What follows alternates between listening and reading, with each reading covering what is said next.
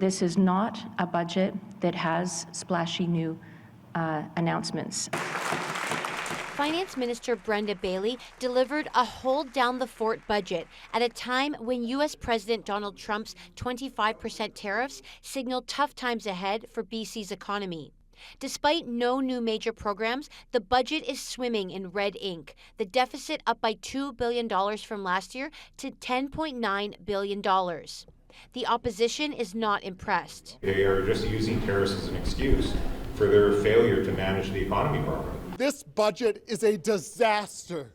One economist, though, says slashing services would hurt in the long run. I think the government's right to be avoiding cuts, which would be disaster with a trade war upon us.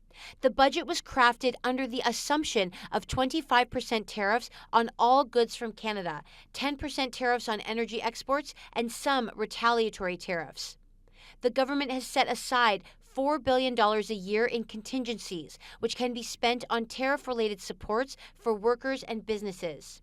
One business group grades the budget a C- and Trump's tariffs a fail. The Trump tariffs overshadowed the entire budget, cutting red tape, attracting investment, streamlining permitting, those kinds of things. We didn't see that in the budget at all. The biggest chunk of the budget is for healthcare, making up 45% of the $95 billion in total spending.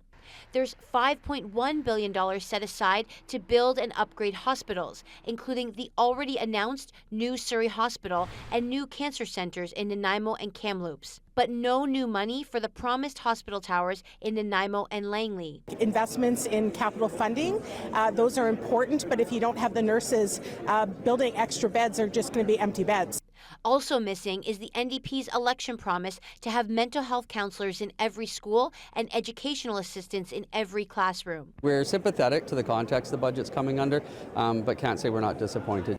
On the housing front, there is an increase in rental subsidies for lower-income tenants and seniors. Drivers will get another $110 ICBC rebate, and small businesses can tap into a new program that addresses robbery and vandalism. Small measures, however, that were largely overshadowed by U.S. tariffs. Katie DeRosa, CBC News, Victoria.